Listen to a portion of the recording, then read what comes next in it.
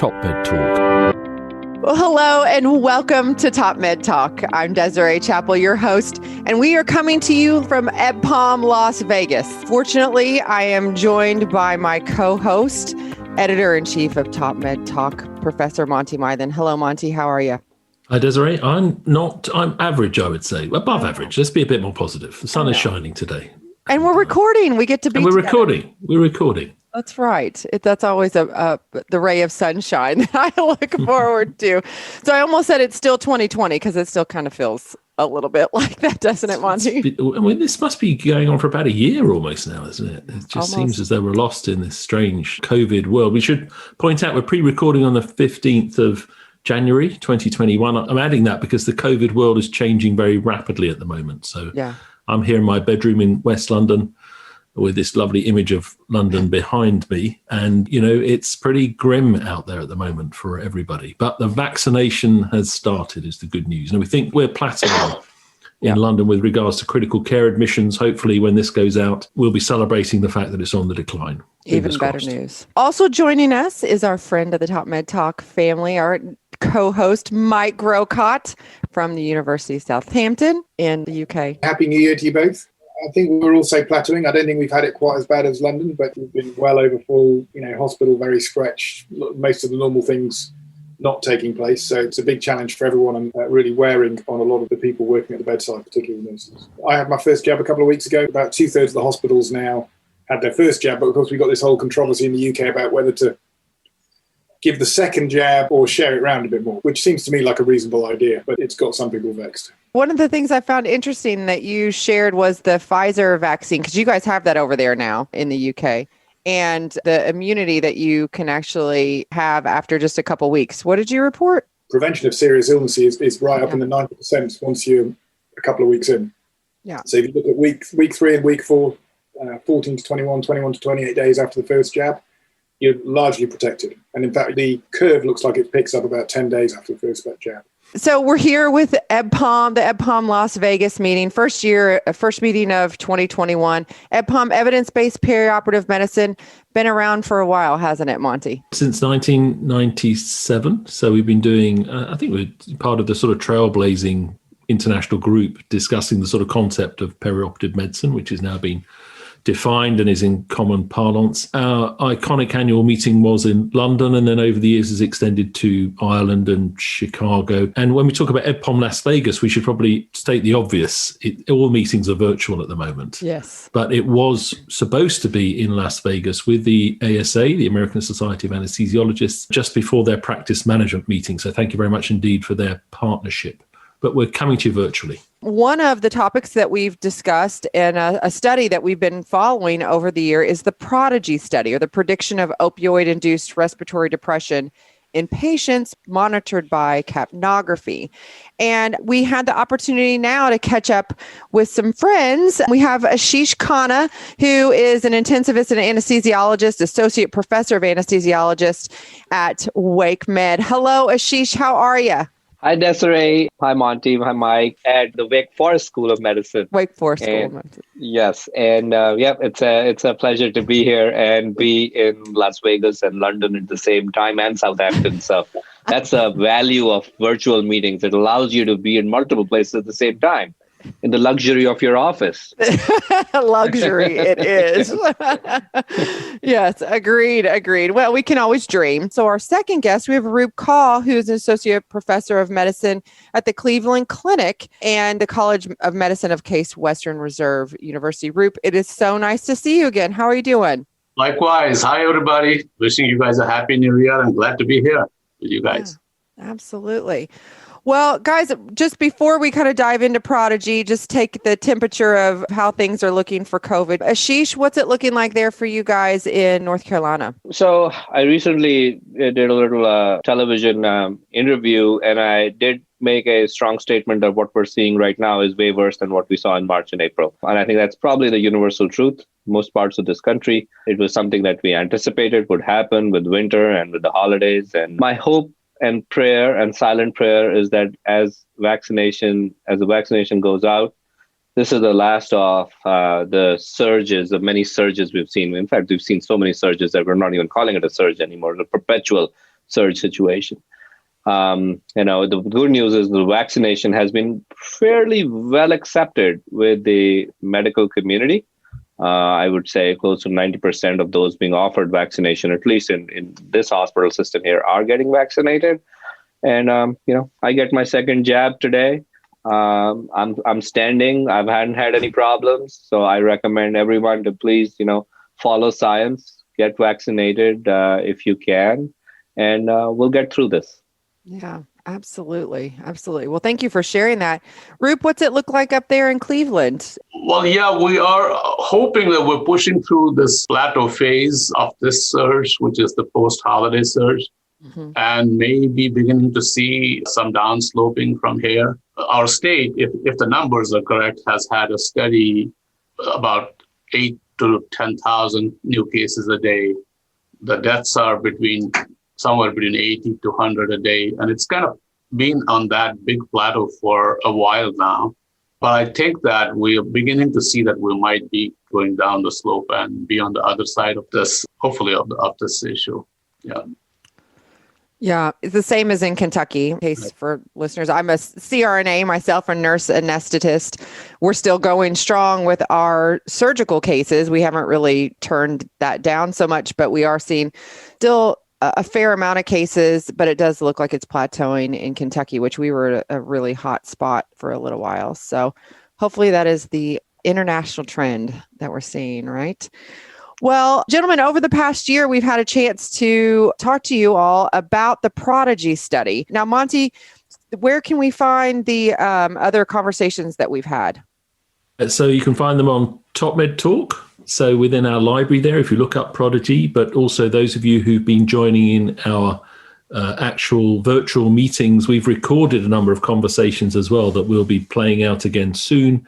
And as part of our meeting coming up in Las Vegas, those of you watching now, watching this, if you see what I mean, but there are numerous different touch points for it. But we've been building the story, basically. So today, we're only going to go very briefly to re-summarize what the study showed us, and then give Mike, who's more recently joined in the conversation as a collective here, and then look at what we could do next, because I think we've done good reflection on what was discovered by the excellent work that was done and published. We now need to decide what we do going forward, because I think we're about to discuss a problem that, unlike COVID-19, it possibly could be largely iatrogenic, something that we have caused to a certain extent by well-intended actions. So I think that's where we should go. So Ashish, why don't you kick this off for us? Briefly tell us about the study, what you all were looking at, and what you found. So the study itself, the PRODIGY trial, was done in 3 continents,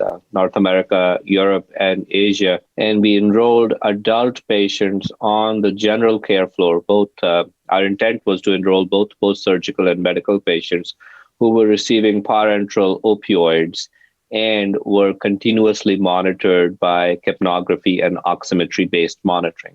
So the monitoring itself included continuous heart rate, oxygen saturation, respiratory rate, and tidal CO2, and a collective index called the Integrated Pulmonary Index.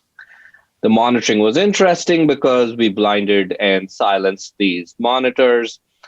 Nurses and providers were allowed to do their usual, standard of care, every 4 to 6 hour intermittent checks.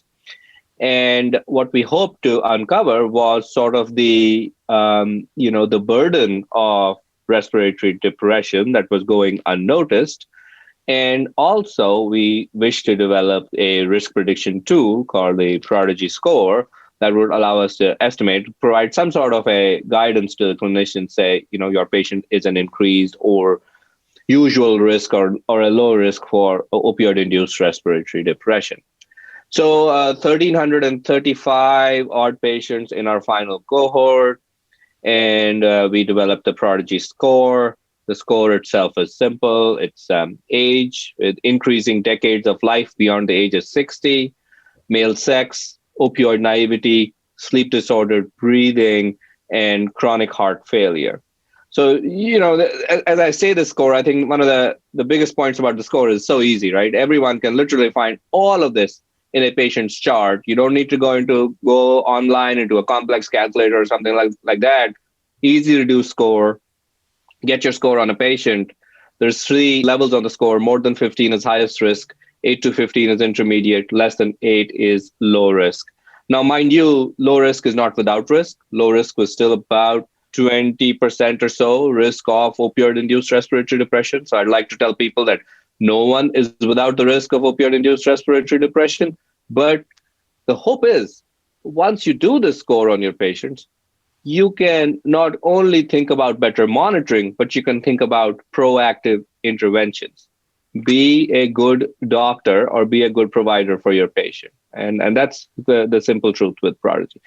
The headline with PRODIGY was that 46% of our patients of the entire cohort had at least one monitor-detected respiratory depression episode that we predefined with certain thresholds, and that those were adjudicated by an independent clinical event committee. So an alarmingly high number of patients we saw with these episodes. And we were reflecting on it beforehand, Ashish, and might want to come in on this. Your criteria for respiratory depression was, you had to be pretty depressed, to put it bluntly, if you see what I mean. It wasn't they weren't soft criteria. Absolutely. I mean, and we did that on purpose because we knew that if we're doing blinded continuous monitoring, we're not going to have the ability for a research fellow to sit by a patient's bedside. We wanted this to be real world. So there was going to be a lot of artifacts. So just to name the criteria, we were less than 85% on the pulse ox for a continuous of 3 minutes. We were a respiratory rate of less than 5 for continuous 3 minutes. So if you're less than 5, a low respiratory rate for more than 3 minutes, that is someone who is really, really, bradypneic. I mean, there's no doubt about it, right? The criteria are strict, and yet the prevalence is very high. And, we would talk a little bit before this conversation about, so it feels like it's higher than I think I see in my practice. But as with many of these things, you then ask yourself, maybe I'm not seeing it. One of the questions I had related, so you've got different geographies, so North America, Asia, and Europe. Were you seeing different prevalence of those criteria across those different geographies? Yeah, so the interesting part was we saw a slightly different patient demographic, and part of it was expected. The Asian population BMI was more normal compared to the North American population. Asian population was mostly, a lot of them were opioid naive. And in North America, almost no one was opioid naive. So clearly that is a harsh reality that all of us live with. We haven't separately analyzed the Asian population to see if we need to develop a separate PRODIGY risk score for them. Part of it is we didn't have enough numbers coming out of Asia that we would develop a separate risk score. But I think that is sort of the next step. That is one of the next steps that we want to focus on. We want to say, okay, are you genetically inclined to have less opioid-induced respiratory depression, does it depend on what hospital system in the world that I, for example, have I grew up in India. So, if I become a patient tomorrow and have opioid-induced respiratory depression, is it because of where I'm being monitored? Or is it because of my tendency to have opioid-induced respiratory depression, right? So I think that is one of those interesting things we want to answer here. Roop, was it surprising to you as a hospitalist to see the outcomes for this and that 46% of respiratory depression in these post-op patients? I mean, you see these patients and round on them every day. I believe it was surprising. 46% pretty much means every other patient who was getting IV opioids was having some sort of a respiratory depression event. But I guess the truth behind this might be that, it's not like all these events actually translate into what we call as hard clinical outcomes. For example, somebody actually requires, let's say, a reversal or an intubation or any of those things. If we look at the background rates of those things, and in the general post-operative population, and you look at the prevalence of like post-op, things like post-op respiratory failure, broadly speaking, we go anywhere from like 5% to, as high as 30, although I wouldn't believe that 30 part, but let's say it's in the range of like 20. So if the hard outcomes and the clinical outcomes are 20%, and it's not surprising in that sense, although I did say that I was surprised to have a 46% of individual respiratory depression. It's not surprising to see that was there. Let's talk a little bit about the risk prediction tool.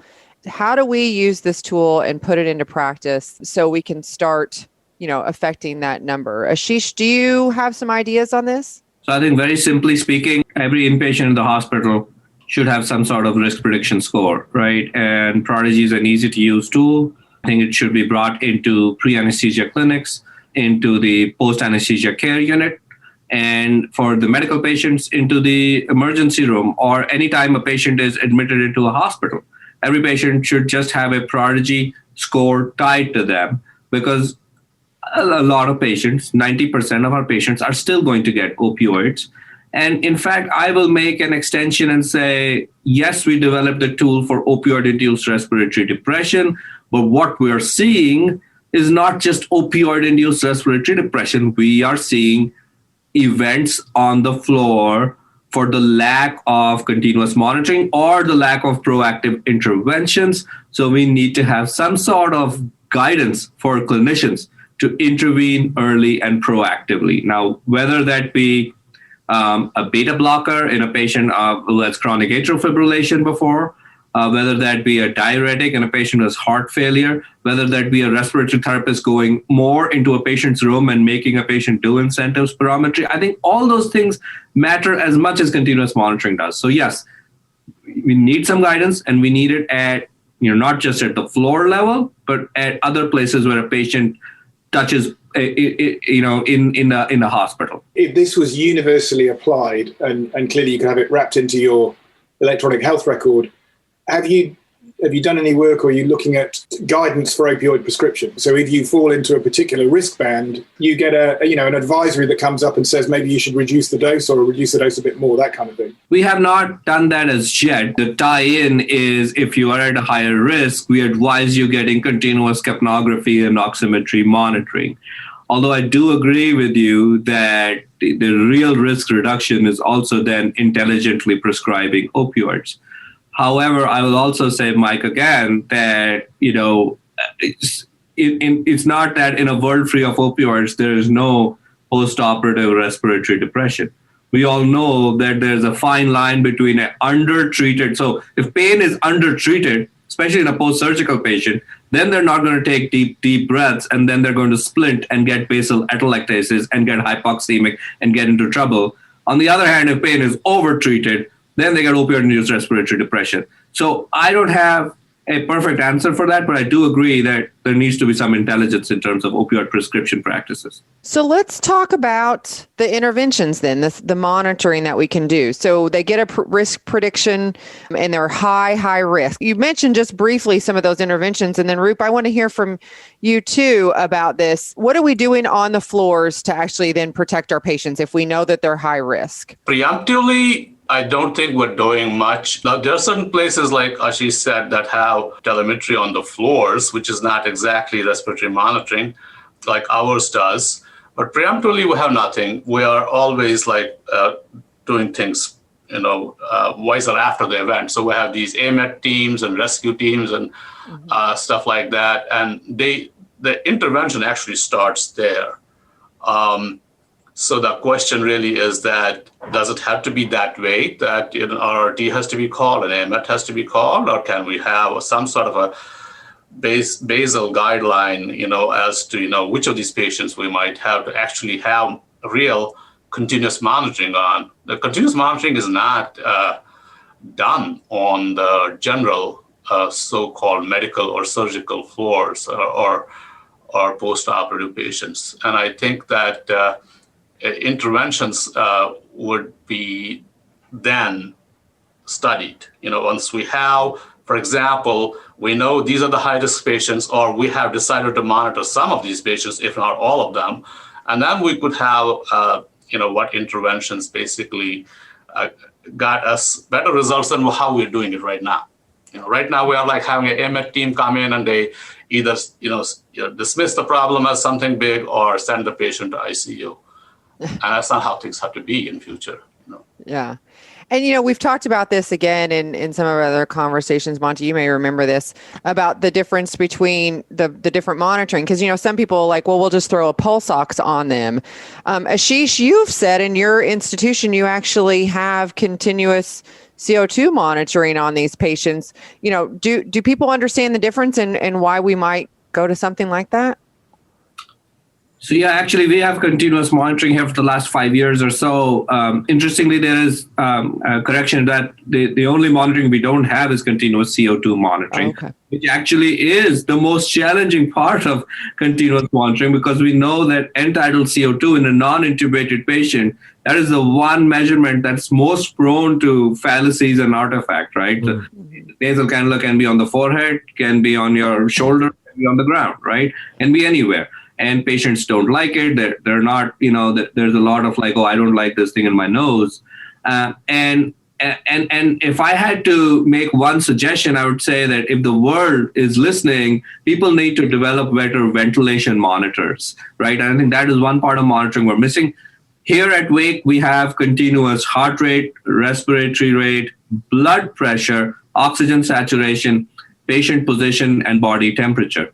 And wearing my other hat, I'm also a big proponent of continuous blood pressure monitoring. In fact, I'm right now doing a large cluster randomized trial where we're looking at, 2 separate floors in this hospital that every 4 weeks switch from continuous to traditional monitoring. And we're going to see whether myocardial injury after non-cardiac surgery is affected by the correction of hypotension. So there is huge challenges, but there's some interesting work being done. Yes, Monty, you were going to say something. Are you doing that with wearables, or the sort of that you can move around with the technology? Yeah, absolutely. Correct. These are portable monitors, and the patients can absolutely move around. Literally, like out. They have to stay on the floor, but they can walk. They don't have to be tethered to anything, and it's really nice. And one of the pushbacks we often get on that as we explore greater monitoring is alarm fatigue. Do you have some sort of intelligence built into the system to stop that relentless alarming? Yes, so I can tell you data from my institution, only about 50% of alarms are accepted. So the way it works here is that if I'm a patient, I'm wearing something right here. If a threshold is breached, then a nurse is carrying a phone or a pager. That nurse gets paged that such and such patient is less than such blood pressure. Only 50% of those are primarily accepted. Now, if you don't accept those, second time it goes, it'll go to 6 other nurses. The third time it goes, it'll go to your charge nurse, right? So we have an escalating system built in place. What we also have built in place is that every month we do an analysis of our alarm data. And with the device company and their engineers, we say, okay, if we leave the oxygen saturation at 85% as our alarm threshold, these were the number of alarms per patient per day that we were seeing. Then we allow for a delay. So we allow for a delay at the level of the monitor. So we can add a delay here. Then you can allow for a delay at the level of the phone that the nurse is carrying. So we've adjusted alarms and delays specifically, and we've come to about 3 to 4 alarms per patient per day. Now, that looks like a very low number, but let me tell you, an average nurse carries about 8 patients on the floor every shift. Mm-hmm. So 3 times 8, there's like 25 alarms per patient per shift, plus technical alarms, plus other reasons that the patient is pressing the call bell for. It's still a lot of alarms that are going off, but we're still trying to minimize them. But my last comeback on that is if you'd be prepared to let the patients turn their own alarms off, because I always kind of think you're probably okay if you can turn your alarm off. Is that wrong to assume that? I'm okay if they do that from the respiratory side. That's why the blood pressure side bothers me, because we all know that you can be asymptomatic with a MAP of 55. Now, the question is that okay for your myocardium? You can be totally asymptomatic with a MAP of 50. And would you just go and turning that alarm off, but that's probably not the right thing to do. Yeah. Roop, how do you feel about this? If we talk selectively about postoperative patients, a few things have been already established. One is that we're not actually capturing the burden of postoperative hypoxia to begin with. What I mean by that is that Ashish and his group did a study some time back where it came out of the Cleveland Clinic institution, which was continuous blinded postoperative oxygen saturations were measured by pulse oximetry. And there were prolonged pauses of hypoxia in patients. There were multiple episodes, and that's what's basically the burden of hypoxia. The second thing is that as far as the hypercapnia goes, there's literally nothing. We're just waiting for the patient to be obtunded or non-responsive, and then again, you have to be lucky if you're in a teaching institution. If the first person who goes into the room actually picks the problem exactly what it is. So there's no question that continuous pulse oximetry and, of course, a refined form of capnography is definitely needed. I do not believe that I'm open for universal monitoring, continuous monitoring of all postoperative patients. It's been proposed before by the Patient Safety Foundation. There's a lot of merit to that concept. What it lacks is probably practicality. But yes, definitely there are patients out there who are not being continuously monitored for their hypoxia, and all being monitored for their hypercapnia. And this is very true. If there's a patient population, it's very true. On the general medical floor, it's the postoperative population. Yes, Mike? Do you think that lack of practicality is around the cost and the device complexity, or the sort of issues that Monty was alluding to, which is the information overload? Because certainly we're seeing sort of sticking plaster style disposable wearables that are coming through at only a few dollars. So you could see that the technology would be up to it. Yes, I think it's mostly around the cost. I wouldn't be shy of saying that, although I'm not, when it comes to the cost world, I'm not one of the decision makers in that. But clearly you see that when you try to push certain things, cost is going to be the big factor. But I would say that it's also going to be compliance. It doesn't mean that you have the wherewithal of having an excellent, there are places in the US that are doing continuous monitoring, not many, but they have been doing it for a while. I think then the question is compliance. Is your equipment or monitoring equipment, whatever you're using, is it going to be patient friendly? And are they going to be in their post, at least in the first 24 hours? Are they going to be keeping it on? So those are sort of the challenges, and I think that if we do universal, those challenges will multiply. If we do patient focused, we might have a higher signal and less noise. Yeah. How do we work collectively and collaboratively with anesthesia and hospitalists and nursing to put this prediction tool into practice and establish protocols for our patients? Because obviously this is an issue. Ashish, I'll start with you, and then Roop, I'll go to you. I think putting the tool into practice is really simple. The tool doesn't cost anything. It's there. Anyone can use it. I think we need hospital information technology partners to really jump into this, because in the best case scenario, the tool should be seamlessly part of your electronic medical record. It should not be a piece of paper sticking somewhere, but it should just be in the EMR. In fact, I'd go a step ahead and say the tool is so simple that the EMR should be able to calculate it right then and there. As soon as you hit submit, or as soon as you hit accept on an opioid prescription, your PRODIGY score should pop up. And I know there's, different hospital systems are using different EMRs in the US, and that's one of the barriers. But I think that's the easy part. The next part is the operations part. What do we do with the tool once it's there? I think now is the time, I call on all the interested perioperative medicine fellows, trainees, interested young scientists, take this up, externally validate the PRODIGY tool in different patient populations.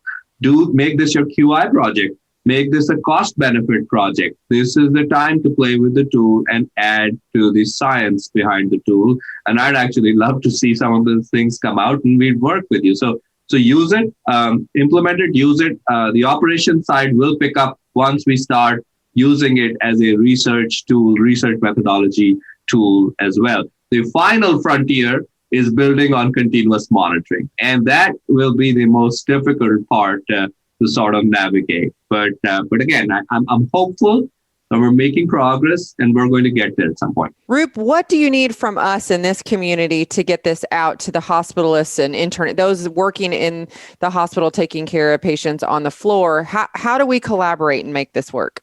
Starting right from the pre-op state platform, if the pre-op folks are familiar that there's a tool like this that exists, and then using it through the intraoperative period, then obviously I don't see how there will be hospitalists on the surgical floor that will say, oh, I don't know what this tool is or what it's supposed to tell me. Yeah. Even if we don't use continuous monitoring at this point, and we have a lot of these patients checkmarked for this risk predictor tool, we can roughly correlate the outcomes even without having, at least clinically, the people can talk amongst themselves with a PRODIGY score of 11 or whatever was, my patient had this. So this is sort of like getting the feel. And right now, it seems like it's all post-event awareness, not pre-event awareness. Oh. I can see from the perspective too, as a nurse, this would be a great nurse QI project or like a capstone project, because I can see this really in handoff. Every time we hand off to the next provider, it may not be physician to physician, but if we start educating from the nurse level too, and really pushing that on as every time you hand off on this patient is at risk. We need to make sure we watch that. So bringing kind of the multidisciplinary team. Monty, do you have a comment on that? Well, I think you should talk to your vice president of quality about that. That's you, isn't it? It is. Well, talking with our team, our whole team, CRNAs, physicians, PACU nurses, and then the PACU nurses going on to the, reporting to floor and ICU nurses, I think will be really important. So, well, gentlemen, thank you so much for another wonderful conversation about PRODIGY. Definitely looking towards this space because it sounds like hopefully in 2021, we'll hear some more. Any other studies in the pipeline that you guys are working on as far as some of this monitoring stuff? There's actually a paper coming out that's actually looking at, it's a deep dive into opioid prescription practices across the world. Help us answer some of those questions that were asked initially. That should be coming out any day now. And then a series of cost-benefit analyses. And they actually help us establish, say, for an X percentage reduction in respiratory depression, what was the break-even point for an investment into continuous monitoring. And that is what the Vice President of Quality and Patient Safety wants to know as well, right? Along with the other administrators in the hospital, right? So I think that is important. A very quick point I want to make is people often tell me, the so what factor, so my patient was hypoxemic, 85% for 10 minutes, but they're still okay. They're home now. Everything's fine. They're used to it. I think we have to move away from this culture that we have ingrained in us. So what? It's okay. They're fine. They're walking, talking. Everything's okay. I think it is as simple as that. You have continuous monitoring. You have the ability to understand patterns and change in patterns. Then you should intervene based on those patterns. You cannot just let anyone be hypoxemic because they tolerate hypoxia. That's not the way to do it. I would do that for my family if my family was recovering on the general care floor, and you'd probably not do that for your patients either. Yeah, very. And I would add to that, in the medical patient with the medical substrate of like 2 or 3 organ systems that are chronically sick, the ability to tolerate that hypoxia can translate not only into a respiratory complication, but it can translate into any other complication, which will be invisible to track it back to hypoxia. Yeah. So but just to be clear, we'd all tolerate 88% saturated in a very sick, critically ill patient who'd been hypoxic for a while. It's a different scenario to the post-op respiratory depression. So it's a complicated equation, but absolutely. Right. But that's where we need to, I will still say that this is not the end. This is just the beginning. That's why we do large trials to really see, we talk about the effect of hypotension that's affecting myocardial injury, all that's been done. Is respiratory depression also affecting the myocardium? I don't know yet. But I don't know because I haven't done those experiments, and people need to start doing those experiments. Yeah. So I think we said earlier on, Desiree, the PRODIGY study is published in Anesthesia and Analgesia in the October edition. It's in the show notes and easy to find by an online search and or going by a search engine such as PubMed. So it's all there, peer-reviewed for people to have a look at. Yeah, absolutely. Well, gentlemen, thank you so much. Good luck in your future research that I know that you're doing. And good luck on the COVID front. And, I hopes and prayers that that's all moving along and we're going to get to a different place by the end of 2021. Let's hope. And thank you for listening to Top Med Talk and joining us on this very first meeting of 2021 EBPOM Las Vegas. Be sure to continue to check out the virtual platform and our upcoming meetings. Monty, we got an upcoming meeting for the Wales Society or the Wales EBPOM group. That'll do. That'll do. Check that out. Welsh branch of EBPOM. I said it's all about Wales. It's the country of Wales. It's the Welsh who live in Wales. And it's all about anemia. It's a fantastic lineup. It's a virtual meeting, very, very accessible. Yep. And it's a deep dive on the recent big trials about the one big trial in particular about the treatment of preoperative anemia. So it'll be a few good hours of really going into that in detail. Great. And then we have the ERAS Cardiac Society, their first virtual meeting, March 5th through the 6th. March 5th and 6th. And if you use the code EBPOM, you get that for free. So that's 14 and a half free CMEs. So do it. It'll be great. And be on the lookout for the World Congress of Perioperative Medicine coming this summer. Teaser alert. It's going to be good. It's going to be big. And hopefully we'll be doing something hybrid there, right, Monty? Hybrid indeed. Yep. All right. Thanks for listening to Top Med Talk and joining us. You can find us at topmedtalk.com and all your favorite social media platforms. Everyone stay safe. Thank you all so much. Cheers. Thank you, guys. Thank you. Top Med Talk. Thanks for downloading Top Med Talk. Don't forget to subscribe via your podcatcher. Don't forget to check us out on social media. We're on Twitter, Facebook, LinkedIn, and YouTube. And also, don't forget, Top Med Talk is the broadcasting arm of EBPOM, evidence-based perioperative medicine. We'd love you to find out more about that. If you check out ebpom.org, you can find low prices on some of the conferences we're organising around the world. Many of them are virtual and don't even involve you leaving your own home. Check out ebpom.org now.